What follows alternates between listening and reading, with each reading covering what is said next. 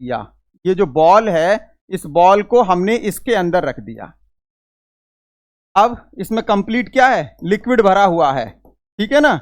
अब देखिए, जब हमने इस सिलेंडर के अंदर इस बॉल को प्लेस कर दिया, समझना जरा ध्यान से, आराम से समझो। अब हम m मास को प्लेस कर रहे हैं, कहां पर, टॉप पर। यहां पर हमने भैया क्या किया, एक m मास प्लेस कर दिया, तो ये क्या होगा, कंप्रेस्ड होगा। अरे सिलेंडर पिस्टन अरेंजमेंट नहीं जानते हो, साइकिल में जो हवा भरते हैं, ठीक है, वो सिलेंडर टाइप का ही होता है। तो आपने क्या किया, फोर्स लगाया, मतलब ऊपर से वेट लगाया, तो ये नीचे की तरफ आएगा ये, और ये क्या करेगा, इसको कंप्रेस्ड करेगा। कितने वेट से, mg से। तो फोर्स, मेरे प्यारे बच्चों, आपको पता है झूला जितना पीछे जाता है उतना ही आगे भी जाता है। तो अगर आपकी पढ़ाई का झूला पीछे जा रहा है तो आप डरिए मत, ये आगे भी जाएगा। तो hello everyone, welcome to all in your channel Nandu भैया फिजिक्स वाले। आप सभी का स्वागत है आपके अपने चैनल नंदू भैया फिजिक्स वाले में। जैसा कि आप सभी को पता है कि हम लोग प्रॉपर्टीज ऑफ बल्क मैटर कर रहे हैं और इसमें चैप्टर सॉलिड चल रहा है। और सॉलिड चैप्टर में हम लोग कहां तक कंप्लीट कर चुके हैं, तो स्ट्रेस स्ट्रेन कर्व को हम लोग कर चुके हैं विद कॉन्सेप्चुअल क्वेश्चन। आज की क्लास में हम लोग बल्क मॉडुलस ऑफ इलास्टिसिटी और shear modulus of elasticity with numerical करेंगे। तो आप अपनी कॉपी और पेन को लेकर रेडी हो जाइए, और जितने भी क्वेश्चंस हैं सभी को सही से समझना है। पहले आपको टॉपिक समझना है, फिर आपको क्वेश्चन समझना है, तो फिर एक एक करके हमनी के सब क्वेश्चन के करे के बटे, आज जितना से जितना क्वेश्चन हो किया सन सभी के हमनी के अप्लाई कर देवे के बटे। तो जल्दी से, तो चलिए फटाफट से हम लोग स्टार्ट करते हैं। भाई हम लोगों ने क्या किया, जब हम लोगों ने मॉडुलस ऑफ इलास्टिसिटी स्टार्ट किया था तो उसमें मैंने आपको 3 टाइप्स की मॉडुलस ऑफ इलास्टिसिटी बताई थी। एक आपको यंग्स मॉडुलस ऑफ इलास्टिसिटी बताया था, एक आपको बल्क मॉडुलस ऑफ इलास्टिसिटी बताया था, और एक आपको शियर मॉडुलस ऑफ इलास्टिसिटी बताया था, जिसको हम लोग मॉडुलस ऑफ रिजिडिटी भी कहते हैं। अब देखिए, हम लोगों ने यंग्स मॉडुलस कंप्लीट कर लिया, उस पर क्वेश्चन भी कर लिए, हम लोगों ने ग्राफिकल रिप्रेजेंटेशन भी कर लिया स्ट्रेस और स्ट्रेन का। अब हम लोग चलते हैं बल्क मॉडुलस ऑफ इलास्टिसिटी की तरफ। पहले हम लोग इसको समझेंगे, फिर हम लोग इसके ऊपर जो क्वेश्चंस बन सकते हैं हम लोग क्वेश्चन करेंगे, ठीक है। तो बच्चों देखो, बल्क मॉडुलस ऑफ इलास्टिसिटी का क्या मतलब है। जब आप यंग्स मॉडुलस पढ़ रहे थे तो आपने एक वायर लिया था और वायर पर आपने नॉर्मल स्ट्रेस लगाया था, तो उसके अंदर लॉन्गिट्यूडनल स्ट्रेन आया था। लेकिन जब हम बात करते हैं बल्क मॉडुलस ऑफ इलास्टिसिटी की, तो इसमें क्या करते हैं, इलास्टिक लिमिट में जो नॉर्मल स्ट्रेस और वॉल्यूमेट्रिक स्ट्रेन का जो रेशियो होता है उसी को मैं बल्क मॉडुलस ऑफ इलास्टिसिटी बोलूंगा। चीजों को समझने की कोशिश करिए, जरा चीजों को समझने की कोशिश करिए मेरे बच्चों। जैसे मैंने ये बोला कि कोई भी मटेरियल मेरा इलास्टिक लिमिट में है, तो इलास्टिक लिमिट में है तो ये इसका वॉल्यूम V। अब मैंने इस पर नॉर्मल फोर्स लगाना है, स्टार्ट किया, ये नॉर्मल फोर्स लगा रहा हूं मैं। नॉर्मल फोर्स लगाने से ये जो है आपका, ये थोड़ा सा कंप्रेस्ड हो गया, और अब जो वॉल्यूम आया वो वॉल्यूम कितना आया, अब वॉल्यूम आ गया V माइनस का डेल्टा V। मतलब डेल्टा V वॉल्यूम क्या हो गया, कम हो गया भाई, ठीक है ना। जब आपने इस नॉर्मल स्ट्रेस को लगाया तो डेल्टा V वॉल्यूम क्या हो गया, इसका कम हो गया। तो इसके अंदर कौन सा स्ट्रेन प्रोड्यूस हो रहा है, वॉल्यूमेट्रिक स्ट्रेन, ठीक है। तो स्ट्रेस और स्ट्रेन, जैसा कि मैंने आपको मॉडुलस ऑफ इलास्टिसिटी में भी बताया था कि स्ट्रेस और स्ट्रेन का रेशियो होता है। तो यहां पर कौन सा स्ट्रेस लेंगे हम, नॉर्मल स्ट्रेस। नॉर्मल स्ट्रेस, हमने यहां पर नॉर्मल स्ट्रेस लिया, नॉर्मल स्ट्रेस।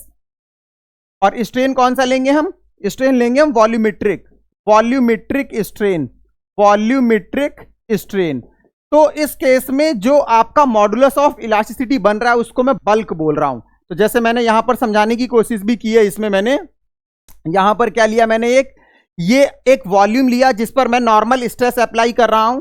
तो यहां पर जो बल्क मॉडुलस ऑफ इलास्टिसिटी बनेगा वो normal stress to the volumetric strain. अब नॉर्मल स्ट्रेस को समझो जरा, यहां पर जनरली हम लोग क्या करते हैं, फ्लूइड से प्रेशर लगाते हैं, तो फोर्स अपॉन एरिया जो होगा वो क्या हो जाएगा, प्रेशर। तो यहां पर जब हम बल्क मॉडुलस ऑफ इलास्टिसिटी की बात करेंगे तो हम लोग जनरली क्या करेंगे, इसमें प्रेशर कंसीडर करेंगे। हम लोग इसमें क्या करेंगे बच्चों, प्रेशर को कंसीडर करने की कोशिश करेंगे। जैसे कि मानो कि ये वॉल्यूम है V, और आपने इधर से सभी डायरेक्शन से आपने क्या किया, इस पर सभी डायरेक्शन से मेरे बच्चों आपने इस पर प्रेशर लगा दिया, जिसको फोर्स अपॉन एरिया भी कह रहे हैं हम लोग। तो इसका जो वॉल्यूम है वो वॉल्यूम हो गया V माइनस डेल्टा वी। भाई पहले वॉल्यूम वी था यार, अब वॉल्यूम कितना हो गया, वी माइनस डेल्टा वी हो गया। तो कहने का मतलब ये रहा कि जो आपने यहां पर स्ट्रेस डेवलप करा, नॉर्मल स्ट्रेस जो आपने यहां पर डेवलप किया है, फोर्स अपॉन एरिया, इसको मैं बोलूंगा प्रेशर, क्योंकि ये जो लिक्विड का प्रेशर लगेगा सभी डायरेक्शन से। और जो यहां पर वॉल्यूमेट्रिक स्ट्रेन होगा, वॉल्यूमेट्रिक स्ट्रेन मतलब change in volume upon original volume, change in volume upon original volume. तो यहां जो आएगा ये आपका बनेगा minus delta V upon V. यहां माइनस क्यों आ रहा है भाई, माइनस का मतलब क्या है कि वॉल्यूम जो है वो डिक्रीज हो रहा है। माइनस का मतलब क्या है, यहां पर वॉल्यूम आपका डिक्रीज हो रहा है। तो इस तरीके से वॉल्यूमेट्रिक स्ट्रेन आया। तो बल्क मॉडुलस ऑफ इलास्टिसिटी क्या हो जाएगा, बल्क मॉडुलस ऑफ इलास्टिसिटी जो होगा हमारा finally, bulk modulus of elasticity, bulk modulus of elasticity ये हो जाएगा आपका बेटा नॉर्मल स्ट्रेस जो कि प्रेशर है टू द वॉल्यूमेट्रिक स्ट्रेन। तो B equal to P upon volumetric strain delta V upon V minus में, तो B equal to P into V अपॉन डेल्टा V। माइनस यहां पर ओनली ये बता रहा है कि जो स्ट्रेन है वो वॉल्यूमेट्रिक है और वॉल्यूम कम हो रहा है, वॉल्यूम यहां पर कम हो रहा है। जब बाहर से नॉर्मल स्ट्रेस लगेगा तो वॉल्यूम जो होगा वो कम होगा मेरे बच्चों, ठीक है। बहुत सिंपल चल रहा है कि जो वॉल्यूम होगा हमारा वो वॉल्यूम क्या होगा, कम हो जाएगा, इस वजह से यहां पर माइनस आया। ठीक इसी का जो इसका जो यहां पर आपका यूनिट बनेगा, यूनिट क्या बनेगा भाई, स्ट्रेन की तो कोई यूनिट होती नहीं है, तो जो स्ट्रेस की होती है न्यूटन पर मीटर स्क्वायर, वही इसका यूनिट बन जाएगा। इसको मैं पास्कल भी बोल सकता हूं क्योंकि प्रेशर को हम लोग जनरली पास्कल में मेजर करते हैं, ठीक है। चलिए, तो इसमें जो हम समझने की कोशिश करेंगे, इसमें हमने ये देखा कि भाई बल्क मॉडुलस ऑफ इलास्टिसिटी, तो बल्क मॉडुलस ऑफ इलास्टिसिटी में क्या है, normal stress to the volumetric strain, इसका यूनिट क्या हो जाएगा, न्यूटन पर मीटर स्क्वायर, और इसका डायमेंशन क्या हो जाएगा, जो कि आपका स्ट्रेस का होता है सिंपल, क्योंकि स्ट्रेन का तो कोई डायमेंशन ही नहीं होता है। अब इसके बाद हम नेक्स्ट जो टॉपिक देखेंगे बल्क मॉडुलस, और एक इसी के साथ होता है कंप्रेसिबिलिटी। भाई कंप्रेसिबिलिटी का क्या मतलब है, चीजों को समझो जरा। अगर मैं इसमें कंप्रेसिबिलिटी की बात करूं तो जैसे आपने नॉर्मल स्ट्रेस लगाया जो कि प्रेशर के फॉर्म में लगाया, तो वॉल्यूम चेंज हुआ, वॉल्यूम चेंज हुआ मतलब वो कंप्रेस्ड हो रहा है ना। अगर वो कंप्रेस्ड नहीं होगा तो वॉल्यूम में चेंज कम आएगा। इसका मतलब ये हुआ कि देखिए इधर जरा, बल्क मॉडुलस में हमने क्या देखा, बल्क मॉडुलस में हमने ये देखा ना, bulk modulus B equal to P V upon delta V। अब आप मुझे एक बात बताइए, जो चीज कम कंप्रेस्ड होगी, अगर मैं उसकी बात करूं तो डेल्टा V क्या आएगा, उसका डेल्टा V उसका कम आएगा। भाई अगर कोई चीज कम कंप्रेस हो रही है तो यार उसका डेल्टा V कम होगा ना। तो डेल्टा V अगर कम होगा, डेल्टा V देखो अगर आपका कम होगा तो बल्क मॉडुलस क्या हो जाएगा, ज्यादा हो जाएगा। इसका मतलब अगर कंप्रेसिबिलिटी कम है तो बल्क मॉडुलस जो है वो ज्यादा होता है। तो कंप्रेसिबिलिटी और बल्क मॉडुलस में क्या रिलेशन है, कंप्रेसिबिलिटी जो होता है K, ये बल्क मॉडुलस के रेसिप्रोकल के इक्वल होता है। कंप्रेसिबिलिटी जो K होता है वो बल्क मॉडुलस के रेसिप्रोकल के इक्वल होता है। Higher the bulk modulus lower will be compressibility. इसका मतलब जो सॉलिड होते हैं, सॉलिड की कंप्रेसिबिलिटी कम होती है तो सॉलिड का बल्क मॉडुलस ज्यादा होगा एज कंपेयर टू लिक्विड और गैस। सबसे ज्यादा हम लोग गैस को कंप्रेस कर सकते हैं तो गैस का बल्क मॉडुलस जो आएगा वो कम आएगा, ठीक है। चीजों को समझने की कोशिश करिए। जो हमारा बल्क मॉडुलस है और जो कंप्रेसिबिलिटी है, अगर आप क्या करेंगे, किसी भी ऑब्जेक्ट पर फोर्स लगा रहे हैं, नॉर्मल फोर्स लगा रहे हैं, जो प्रेशर की वजह से जो वो कंप्रेस्ड हो सकता है, उसी को मैं कंप्रेसिबिलिटी बोल रहा हूं। और कंप्रेसिबिलिटी जो है वो रेसिप्रोकल ऑफ बल्क मॉडुलस, मतलब जितना ज्यादा आप उसको वॉल्यूम में चेंज करा सकते हो उतना ही ज्यादा कंप्रेसिबिलिटी होगा और बल्क मॉडुलस उतना ही कम होगा, जैसा कि मैंने यहां पर आपको समझाने की कोशिश की हुई है, ठीक है। यह आया समझ में। अब हम लोग इस पर जब क्वेश्चन करेंगे तो और हमें अच्छे तरीके से क्लियर हो जाएगा। चलिए, जो एक लास्ट हमारा मॉडुलस ऑफ इलास्टिसिटी बचा है इसको भी हम लोग देख लेते हैं। जो लास्ट हमारा मॉडुलस ऑफ इलास्टिसिटी है, जिसको हम लोग बोल रहे हैं मॉडुलस ऑफ रिजिडिटी और सिंपल शियर मॉडुलस, ठीक है। फिर से यार मैं आपको वही बताने की कोशिश कर रहा हूं, जो हमारा मॉडुलस ऑफ इलास्टिसिटी है वो स्ट्रेस अपॉन स्ट्रेन है, स्ट्रेस अपॉन स्ट्रेन है। तो क्या हो जाएगा, ये स्ट्रेस अपॉन स्ट्रेन। अब हमें देखना है ना कि कौन सा स्ट्रेस लें और कौन सा स्ट्रेन लें। तो यहां पर हम टेंजेंशियल स्ट्रेस लेंगे। कौन सा स्ट्रेस लेंगे हम लोग? टेंजेंशियल स्ट्रेस लेंगे। तो tangential stress upon shear strain, जो शियर स्ट्रेन होता है वही हमें कंसीडर करना है। तो देखो टेंजेंशियल स्ट्रेस क्या होगा, जो आप सरफेस के पैरेलल लगाओगे तो उस केस में जो स्ट्रेस डेवलप होगा वो शियर स्ट्रेस, और इसी को टेंजेंशियल स्ट्रेस कहते हैं। और इस तरीके से ये जो थीटा चेंज हो रहा है आपका, ये क्या है? आपका शियर स्ट्रेन है, जो कि मैंने आपको जब बेसिक चल रहा था टाइप्स ऑफ स्ट्रेस वहां पर मैंने बताया था, और टाइप्स ऑफ स्ट्रेन में मैंने बताया था। तो यहां पर अगर मैं देखूं तो शियर स्ट्रेस कितना हो जाएगा? शियर स्ट्रेस हो जाएगा आपका, अगर आप सिंपल समझने की कोशिश करें तो shear stress equal to shearing force upon area. तो फोर्स अपॉन एरिया हो गया भाई।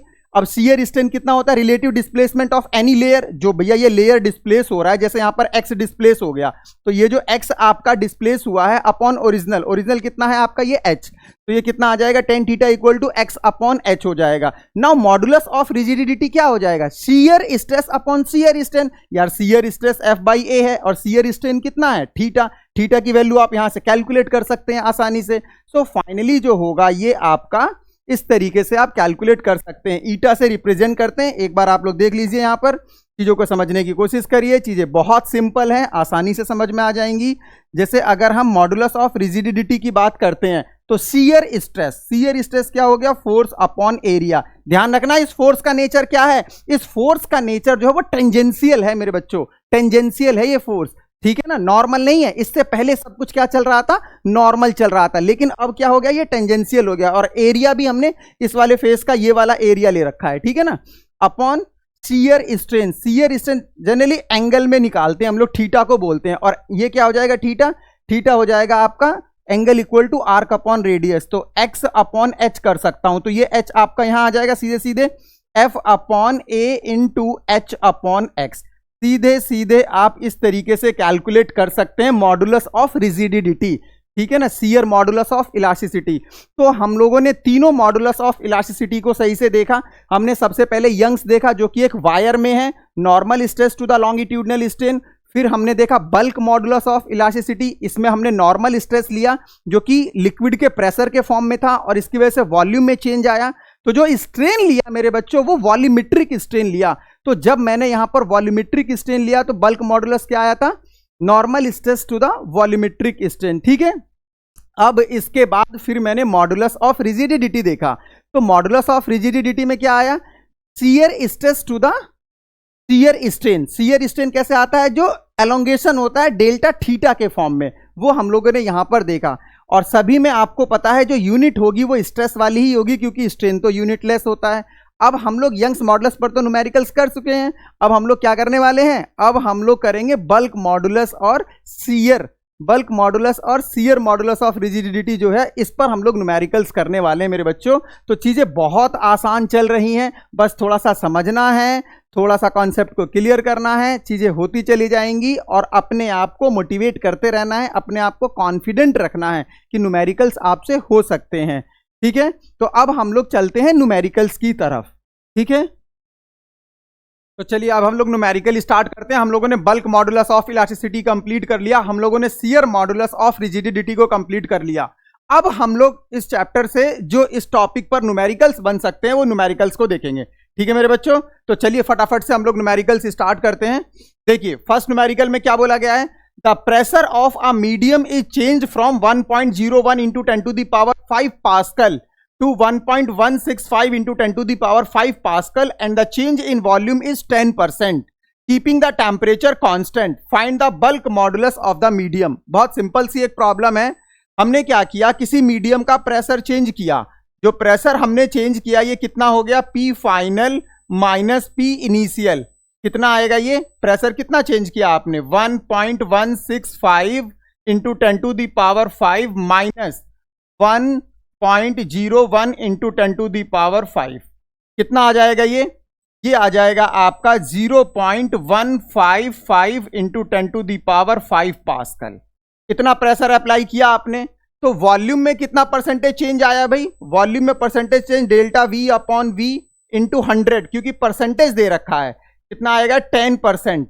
तो यहां से अगर मैं delta V upon V calculate करूं मेरे बच्चों तो कितना आ जाएगा? ये 0.1 आ जाएगा। ठीक है, आपके पास प्रेशर आ गया, आपके पास डेल्टा V अपॉन V आ गया। आपको सिंपल बल्क मॉडुलस निकालना है, जो कि बहुत सिंपल है यार। देखना जरा यहां पर बल्क मॉडुलस क्या होगा, B equal to P upon delta V upon V। भाई माइनस साइन नहीं लगाएंगे फॉर्मूले में, माइनस तो ओनली उसके कंप्रेसिव नेचर को बताता है कि वॉल्यूम हमेशा डिक्रीज होता है। ठीक है, चलिए यहां पर हम मैग्नीट्यूड कैलकुलेट कर रहे हैं, तो P की वैल्यू को रखिए। P कितना है, 0.155 इंटू 10⁵ अपॉन वॉल्यूम कितना है 0.1। तो जब आप इसको सॉल्व करेंगे तो सॉल्व करने पर कितना आ जाएगा, ये सॉल्व करने पर आ जाएगा 1.55 इंटू 10⁵ पास्कल। ठीक है, तो इस तरीके से हमने बल्क मॉडुलस फाइंड आउट कर लिया, 1.55 इंटू 10⁵ पास्कल। सिंपल एक फॉर्मूला बेस्ड क्वेश्चन था। किस तरीके से आपको करना था, प्रेशर आपने कैलकुलेट किया, वॉल्यूम में परसेंटेज दे रखा था, तो परसेंटेज हमेशा कैसे निकालते हैं, change upon original into 100, that is 10%। यहां से डेल्टा V अपॉन V निकाल लिया, फॉर्मूला अप्लाई किया, सीधे आंसर आ गया। सीधे फॉर्मूला बेस्ड प्रॉब्लम थी ये। ठीक है, चलिए आगे की तरफ चलते हैं जरा।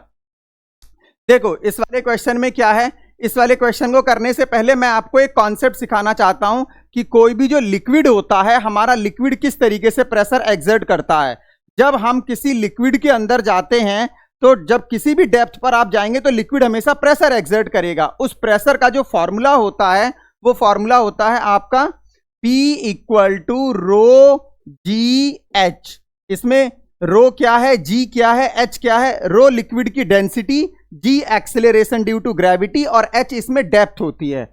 ये आपकी डेंसिटी हो जाएगी, डेंसिटी, और ये आपका ग्रेविटी, और सिंपल इसमें जो H है आपका ये डेप्थ हो जाएगा। ठीक है, तो इस तरीके से आप प्रेशर कैलकुलेट कर सकते हैं। बाकी डिटेल में जब हम लोग फ्लूइड पढ़ेंगे, हाइड्रोस्टैटिक और हाइड्रोडायनेमिक्स, तो वहां पर मैं आपको लिक्विड के प्रेशर का सारा कॉन्सेप्ट डिटेल में बताऊंगा। अभी ये यूज हो रहा है, इस वजह से मेरे को थोड़ा सा फॉर्मूला आपके सामने रखना पड़ा। अब देखिए जरा क्वेश्चन क्या कह रहा है, on taking a solid ball of rubber from the surface of a bottom of lake of 180 metre depth. मतलब डेप्थ कितनी दे रखी है लेक की, 180 मीटर। तो ये क्या हो जाएगा, आपको जो H दे रखा है ये 180 मीटर दे रखा है।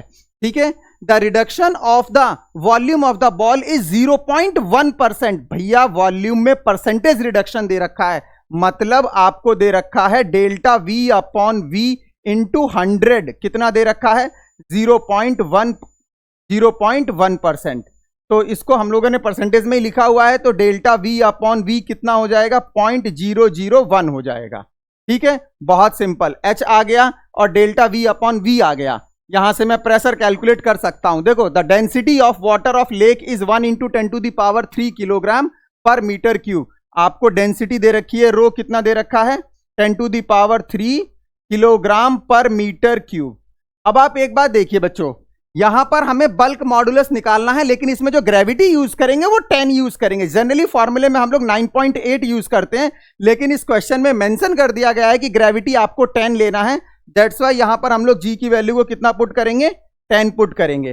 तो देखिए इस सभी डाटा से सबसे पहले हम लोग प्रेशर निकालेंगे। प्रेशर कितना आएगा भाई, अगर मैं प्रेशर की बात करूं तो प्रेशर रो जी एच आ जाएगा। ठीक है, प्रेशर आपका रो जी एच आ जाएगा। अब यहां पर अगर मैं बल्क मॉडुलस निकालता हूं, B equal to P upon delta V by V होता है, यही होता है ना। अब P की वैल्यू को रखिए जरा, P की वैल्यू क्या हो जाएगी, rho ji h upon delta V by V, delta V by V, सभी की वैल्यू को पुट करो भाई। चलो, डेंसिटी कितनी है, 10⁻³, ग्रेविटी कितना है 10, डेप्थ कितना है 180 मीटर, और डेल्टा V बाई V कितना है भाई 0.001, 0.001।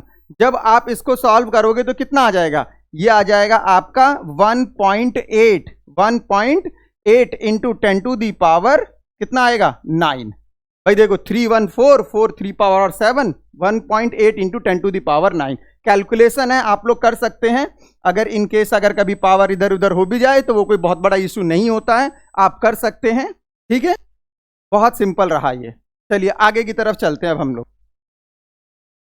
देखो नेक्स्ट क्वेश्चन में क्या बोला गया है, what increase in pressure will be needed to decrease the volume 1 metre cube of water by 10 cc। cc का मतलब है सेंटीमीटर क्यूब। आपने वॉल्यूम को कितना डिक्रीज कराया, 10 सीसी कराया। 10 सीसी मतलब क्या हुआ, 10 centimetre cube. The bulk modulus of water is 0.21 into 10 to the power 10 दे रखा है। अब देखिए जरा, ओरिजिनल वॉल्यूम कितना था भाई, ओरिजिनल वॉल्यूम है 1 मीटर क्यूब, और डेल्टा वी कितना है, डेल्टा वी है 10 सेंटीमीटर क्यूब। अरे भाई इसको मीटर में करो, पहले इसको मीटर में करेंगे तो कितना हो जाएगा, 10 into 10 to the power -6 metre cube. ठीक है, बिकॉज 1 सेंटीमीटर में 10 टू दी पावर -2 मीटर होता है। तो अगर हम सेंटीमीटर क्यूब को मीटर क्यूब में करेंगे तो 10 टू दी पावर -6 हो जाएगा। तो डेल्टा वी इक्वल टू कितना आ गया भाई, 10 टू दी पावर -5 आ गया। अब देखिए बल्क मॉडुलस आपको दे ही रखा है, इसमें बल्क मॉडुलस कितना दे रखा है, बी की वैल्यू है इसमें 0.21 इंटू 10 टू दी पावर 10। सीधे सीधे फॉर्मूला लगाना है भाई, आपको सीधे सीधे फॉर्मूला लगाना है, B equal to P upon delta V over V. तो ये हो जाएगा P equal to B into delta V upon V. अब ये हो जाएगा, देखो जरा इधर B की वैल्यू कितनी है भाई, B की वैल्यू कितनी है 0.21 into 10 to the power 10। Delta V कितना है, delta V 10 to the power -5। और भैया ओरिजिनल V कितना है आपका, ओरिजिनल V 1 है। तो सीधे सीधे अगर आप इसको सॉल्व करेंगे तो ये कितना आ जाएगा, ये आ जाएगा आपका 2.1 into 10 to the power -4 pascal. इस तरीके से आप इजीली इसको कैलकुलेट कर सकते हैं। सिंपल प्रॉब्लम चल रही है, सारी की सारी प्रॉब्लम फॉर्मूला बेस्ड करा रहा हूं मैं, जिससे आपको थोड़ा सा इसमें कंफ्यूजन क्रिएट नहीं हो। ठीक है, चीजें आसानी से समझ में आनी चाहिए। पहले क्या होता है कि हमें अपना कॉन्फिडेंस लेवल थोड़ा सा बिल्डअप करना होता है क्वेश्चंस को कर करके, ठीक है ना। फिर जब हमें कॉन्फिडेंस आने लगता है तो फिर हम धीरे धीरे लेवल को इंक्रीज करते हैं। तो इसके लिए मैंने आपको लेवल 2 और लेवल 3 रखा हुआ है। बट अगर मैं स्टार्टिंग में ही आपके सामने लेवल 2 लेवल 3 रखूंगा तो वो थोड़ी सी आपके लिए प्रॉब्लम बन सकती है। हमारी जो क्लास है ये थोड़ा सा इसमें स्ट्रेटेजी का पार्ट है, ये कि लेवल 1 लेवल 2 लेवल 3 में कैसे हम लोग डिफ्रेंशिएट कर रहे हैं। ठीक है मेरे बच्चों, कोई कंफ्यूजन? चलें आगे की तरफ, बोलो कोई कंफ्यूजन है तो चलिए आगे की तरफ चलते हैं। नेक्स्ट प्रॉब्लम में देखिए जरा, नेक्स्ट प्रॉब्लम में क्या बोला गया, find the change in volume which 1 metre cube of water will undergoes when taken from the surface of a bottom of lake 100 metre deep. Given volume elasticity of water is 22,000 atmosphere. अब देखना जरा, ये जो bulk modulus of elasticity given है आपको इस question में, B की जो वैल्यू गिवन है ये 22,000 एटीएम। एटीएम मतलब एटमॉस्फेयर। मैं आपको बता दूं जरा एटीएम में और पास्कल में क्या रिलेशन होता है। तो 1 एटीएम, एटीएम मतलब एटमॉस्फेयर, प्रेशर की यूनिट होती है ये भी। 1.01 into 10 to the power 5, 1.01 into 10 to the power 5 pascal होता है। ठीक है, अब देखिए जरा इसमें क्या बोला गया है, find the change in volume. It means आपको क्या फाइंड आउट करना है, डेल्टा वी। डेल्टा वी पर आपके सामने क्वेश्चन मार्क रख दिया स्टार्टिंग में ही, डेल्टा वी पर क्वेश्चन मार्क है। ओरिजिनल वॉल्यूम कितना है आपका, 1 मीटर क्यूब है। ठीक है, समझने की कोशिश करिए। और आपको क्या दे रखा है इसमें, given the volume elasticity of water is, आपको बी दे रखा है कितना, 22,000 into 1.01 into 10 to the power 5 pascal में कर दिया, क्योंकि ये एटीएम में दे रखा है। ठीक है, और प्रेशर कैसे निकालूंगा मैं, प्रेशर निकालूंगा मैं रो जी एच से। तो मेरे को डेप्थ दे रखी है, तो रो कितना है 10 टू दी पावर 3 होता है वाटर का, जी 9.8 है, और एच कितना दे रखा है इसमें 100 मीटर। 100 मीटर आप इसको सॉल्व कर सकते हैं। तो अब हम अगर फॉर्मूले में वैल्यू को पुट करें, तो फॉर्मूले में वैल्यू को पुट करें तो B इक्वल टू कितना हो जाएगा, P upon delta V by V। तो ये हो जाएगा आपका कितना आएगा भैया, तो ये हो जाएगा B, देखिए delta V equal to P into V upon B। P की जगह मैं रो जी एच रख सकता हूं, ओरिजिनल वॉल्यूम दे ही रखा है आपको, और B सारा का सारा डाटा पुट कर दीजिए, आंसर आ जाएगा। भाई अगर मैं इसमें सारी वैल्यू पुट करने की कोशिश करूं तो इस तरीके से कर सकता हूं ना मैं, डेल्टा V इक्वल टू रो कितना होता है इसमें, कितनी दे रखी है डेंसिटी इसकी, इसकी जो डेंसिटी है हमारे पास वो 10 टू दी पावर 3 है, और G कितना है 9.8, और डेप्थ कितना है इसका 100। डेप्थ कितना है इसका 100 दे रखा था, और ओरिजिनल वॉल्यूम 1 दे रखा था, और बल्क मॉडुलस कितना आया था अभी हमने देखा था यहाँ पर, बल्क मॉडुलस की वैल्यू 22,000 22,000 इंटू 1.01 इंटू 10⁵ जो भी सॉल्व करके आंसर आएगा वो फाइनल आंसर है। ठीक है, आप इसके आंसर को यहां पर फाइंड आउट कर सकते हैं, फाइनल आंसर आएगा। इसमें कोई कंफ्यूजन नहीं होना चाहिए मेरे बच्चों, आप कैलकुलेशन कर सकते हैं। चलिए नेक्स्ट क्वेश्चन की तरफ चलते हैं। देखिए ये एक बेहतरीन प्रॉब्लम है और इसमें मैंने थोड़ा सा लेवल इंक्रीज किया है और ये आपको समझ में भी आना चाहिए किस हिसाब से ये क्वेश्चन है। थोड़ा सा कंसंट्रेट करके आप इसे समझने की कोशिश करिए जरा। देखो क्या बोला गया है, a solid sphere of radius capital R made of a material of bulk modulus K is surrounded by a liquid in a cylinder container, a massless piston of area capital A floats on the surface of liquid. मतलब क्या है यार, question पढ़े जा रहे हैं हम लोग, मतलब क्या है इसका, आओ मैं समझाता हूं, आराम से समझो जरा। देखो आपके पास क्या है, आपके पास एक बॉल है, ये आपके पास एक बॉल है, ध्यान से समझना जरा। इस बॉल की जो भी रेडियस है, इस बॉल की जो भी रेडियस है, इसको हमने क्या किया, इसको हमने एक कंटेनर के अंदर रख दिया और जो कंटेनर लिया हमने वो क्या है, कंटेनर हमारा सिलेंडर है। ये हमने एक सिलेंडर लिया और इस सिलेंडर के अंदर हमने इस बॉल को, इस सिलेंडर के अंदर हमने इस बॉल को प्लेस कर दिया भाई। ठीक है, ये हमारे पास सिलेंडर है, सिलेंडर का ये क्रॉस सेक्शन एरिया ए, इसके अंदर वाटर फिल किया हुआ है, इसके अंदर क्या है, वाटर फिल है। अब हमने इसमें क्या किया, हमने इसमें इस बॉल को रख दिया, ये जो बॉल है इस बॉल को हमने इसके अंदर रख दिया। अब इसमें कंप्लीट क्या है, लिक्विड भरा हुआ है। ठीक है ना। अब देखिए जब हमने इस सिलेंडर के अंदर इस बॉल को प्लेस कर दिया, समझना जरा ध्यान से, आराम से समझो।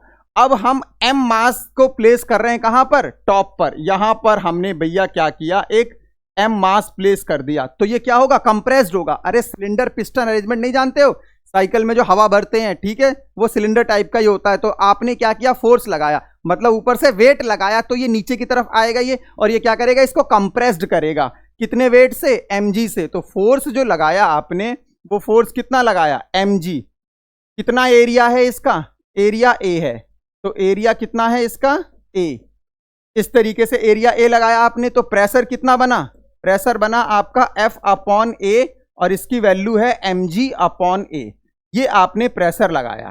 ठीक है, अब देखिए इसका बल्क मॉडुलस कितना है, बल्क मॉडुलस इसमें दिया हुआ है कि इसका जो बल्क मॉडुलस है वो k है।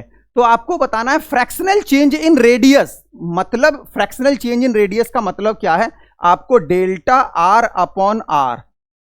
R/R पर क्वेश्चन मार्क है। जो इसकी फ्रैक्शनल चेंज होगी रेडियस में, डेल्टा R/R, इस पर क्वेश्चन मार्क है।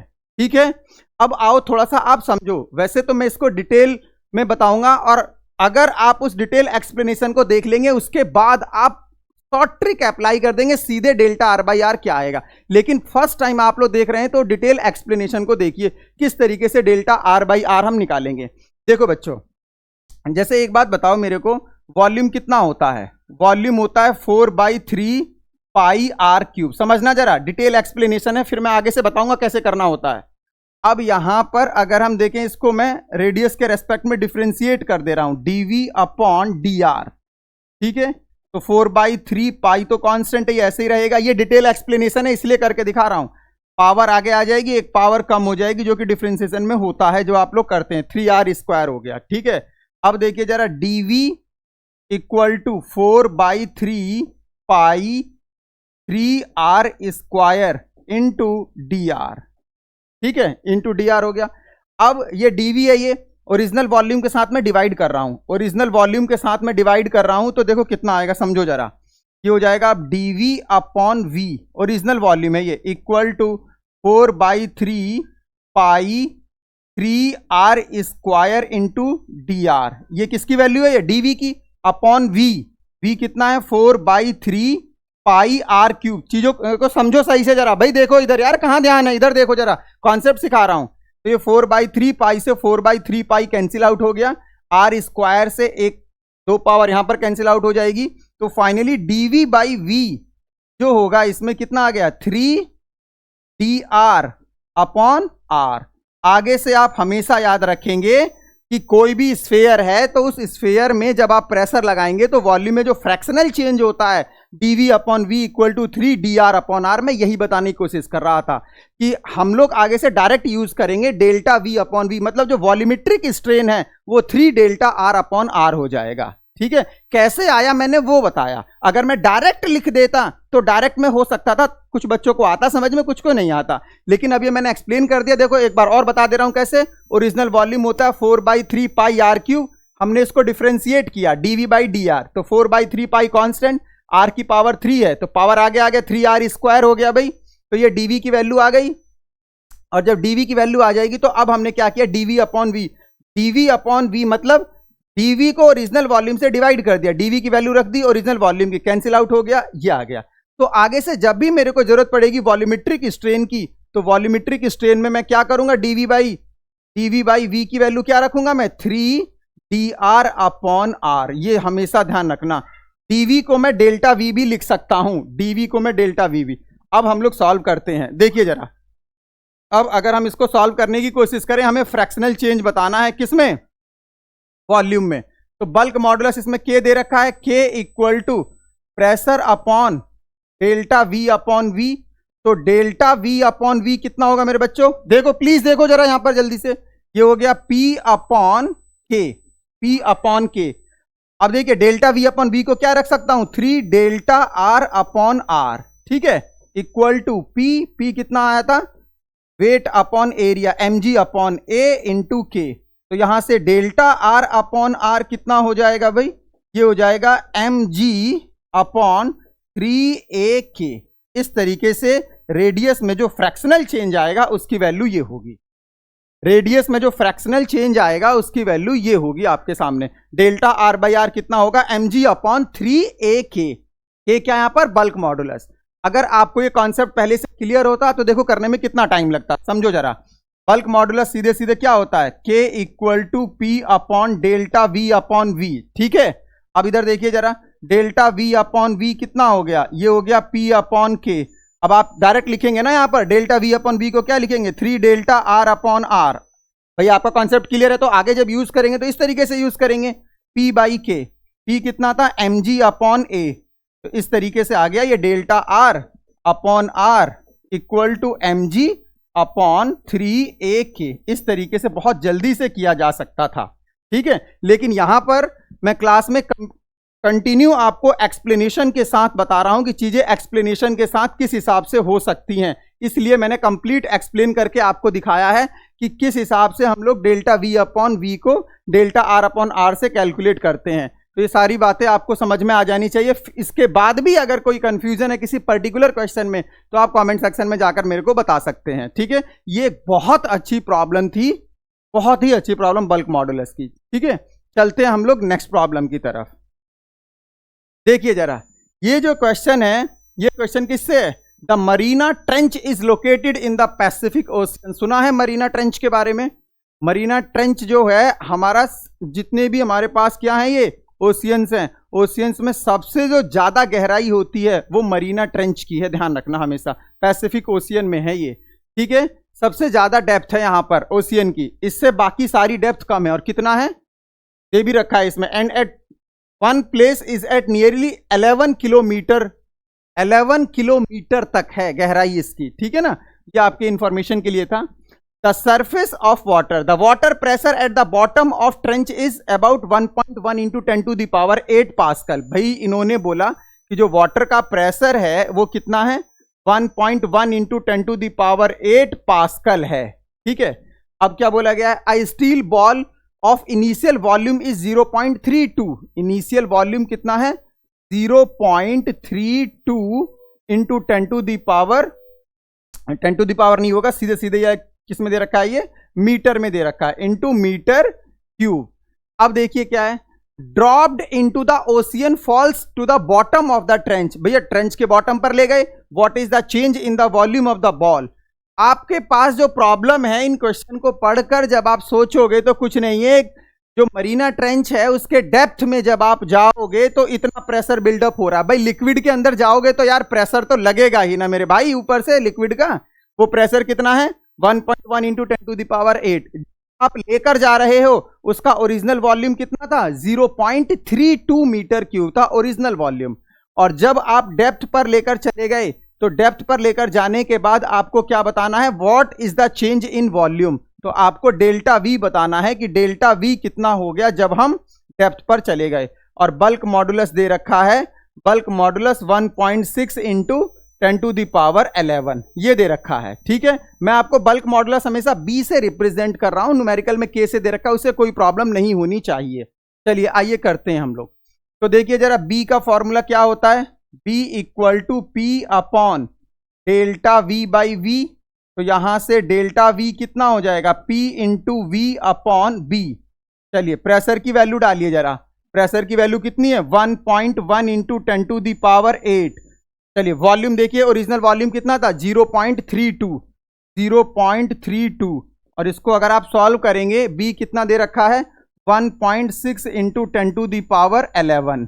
अब आप इसको सिंपली सॉल्व कर सकते हैं, जो भी आंसर आएगा वो मीटर क्यूब में आ जाएगा। यहां से आगे आप इसको सिंपल मल्टीप्लाई करिए, पावर एडजस्ट करिए, आंसर आ जाएगा। ठीक है ना, आगे चलते हैं, नेक्स्ट न्यूमेरिकल की तरफ चलते हैं। अब हम देखो यहां से जो प्रॉब्लम चल रही है, ये जो प्रॉब्लम है ये शियर मॉडुलस से है। अभी जो मैं प्रॉब्लम करा रहा था वो बल्क मॉडुलस से था, अब हम शियर मॉडुलस से प्रॉब्लम कर रहे हैं।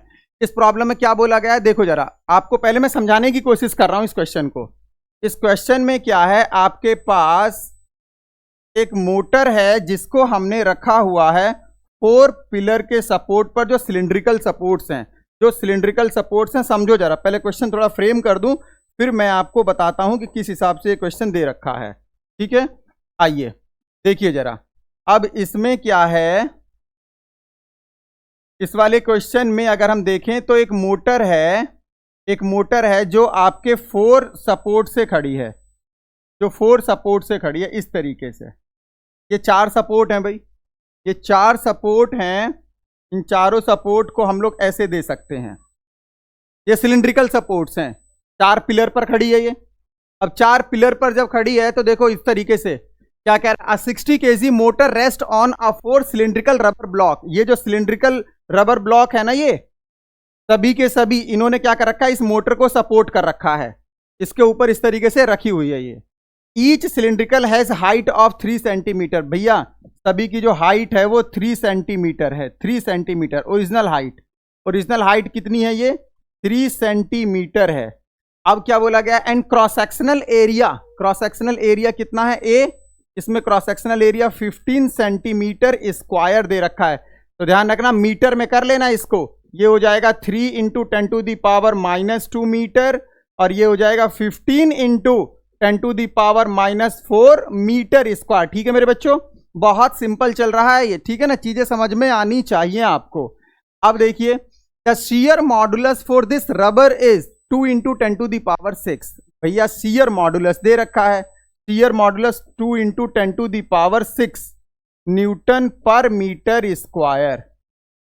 If a sideways force of 300 newton is applied. भैया आपने इस पर साइडवे फोर्स, जो आपने इस तरीके से फोर्स लगाया, और ये जो फोर्स लगाया ना, ये 300 न्यूटन का लगाया। तो आप मुझे ये बताइए जरा, एक पिलर पर, ये जो एक पिलर है, एक पिलर पर कितना फोर्स आएगा, फोर्स ऑन वन पिलर, कितना आएगा एक पिलर पर फोर्स, ये आ जाएगा 1/4 इंटू 300, क्योंकि टोटल 4 पिलर हैं, 75 न्यूटन। 75 न्यूटन का फोर्स लगेगा एक पिलर पर। ठीक है, अब देखिए आपको फाइंड आउट क्या करना है, how far will it move sideway, मतलब कितना ज्यादा इसके अंदर क्या आएगा, साइडवे एक्सटेंशन आएगा, दैट इज डेल्टा एल। जब हम शियर मॉडुलस पढ़ते थे तो साइडवे एक्सटेंशन आता था ना, डेल्टा एल, वही हमें करना है। तो इसको करिए, चलिए जरा, इसको अगर हम करने की कोशिश करें तो देखो बहुत सिंपल रहा ये। अब eta equal to force upon area, upon क्या होता था, शियर स्ट्रेंथ थीटा, और थीटा को क्या लिखते थे हम लोग, थीटा को लिखते थे डेल्टा एल अपॉन एल। ये ऊपर चला जाएगा और ये हो जाएगा F upon A into L upon delta L. अब आप इसको सॉल्व कर सकते हैं आसानी से, आपको डेल्टा एल कैलकुलेट करना है। तो डेल्टा एल इक्वल टू कितना हो जाएगा, F upon A into L upon ईटा। इस तरीके से हम लोग आसानी से इसको कैलकुलेट कर सकते हैं। हो जाएगा, ये सारी की सारी वैल्यू को आप पुट करिए, आंसर आ जाएगा। कोई कंफ्यूजन इसमें? बोलो। चलिए आगे की तरफ चलते हैं हम लोग। अब फोर्स आपको दे रखा था इसमें 75, एरिया सारा का सारा डाटा है, आपको बस सॉल्व करना है।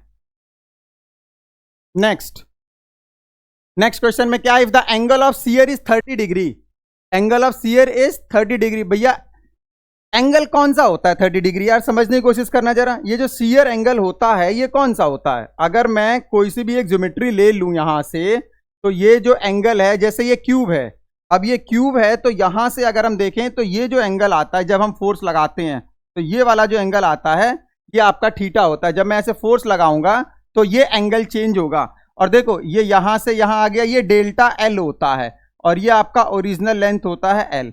इस वाले एंगल को मैं क्या बोलता हूं? शियर एंगल बोलता हूं। ठीक है ना? ये आपको पता होना चाहिए कि शियर एंगल कौन सा होता है। अब देखिए जरा, if the angle of shear is 30 degree for a cubical body and the change in length is 250 centimetre, ये जो डेल्टा एल है ये 250 सेंटीमीटर दिया हुआ है, then what must be the volume of this cubical body. मतलब ये हुआ भाई, देखो आपको थीटा दे रखा है यार, थीटा कितना दे रखा है? 30 डिग्री। ठीक है, तो यहां से क्या हो जाएगा? tan थीटा लगा दो। tan थीटा इक्वल टू कितना होता है? Delta L upon L. तो यहां से आप एल निकाल सकते हैं, delta L upon tan 30। tan 30 कितना होता है भाई? देखो delta L 250 into 10 to the power -2 metre में कर दिया। tan 30 1/√3। यहां से आप क्या निकाल लेंगे? एल आ जाएगा। तो एल की वैल्यू कितनी आ गई? 250 into 10 to the power -2 into √3, और √3 है 1.732। ठीक है ना? ये √3, यहां से ओरिजिनल लेंथ आ जाएगी, और जब ओरिजिनल लेंथ आ गई तो इसका वॉल्यूम क्या होगा? L cube. एल क्यूब, इसका एल क्यूब कर देना, आंसर आ जाएगा। बहुत सिंपल। ठीक है, बहुत सिंपल है। थोड़ा सा तो दिमाग लगाना पड़ेगा ना, चीजें किस हिसाब से हो रही हैं ये तो आपको समझना पड़ेगा मेरे बच्चों। ठीक है, चलिए जरा एक और क्वेश्चन है, इसको भी कर लेते हैं हम लोग। देखिए इस क्वेश्चन में क्या बोला गया है? The edge of an aluminium cube is 10 centimetre long. एक एल्यूमिनियम का क्यूबिकल बॉडी है, उसका जो एज है वो 10 सेंटीमीटर लॉन्ग है। अब जैसे अगर मैं इसको भी डायग्राम से आपको रिप्रेजेंट करने की कोशिश करूं तो सेम डायग्राम बनेगा इसमें भी। ये है क्यूबिकल बॉडी आपके पास, ये क्यूबिकल बॉडी है, और इस क्यूबिकल बॉडी का जो एज है वो कितने सेंटीमीटर है? 10 सेंटीमीटर। 10 सेंटीमीटर है ये। ठीक है ना? और ये वाला जो एंड है ये फिक्स्ड है, ये वाला जो एंड है ये फिक्स्ड है, ये पूरा का पूरा क्या है आपका? ये फिक्स है। सही है।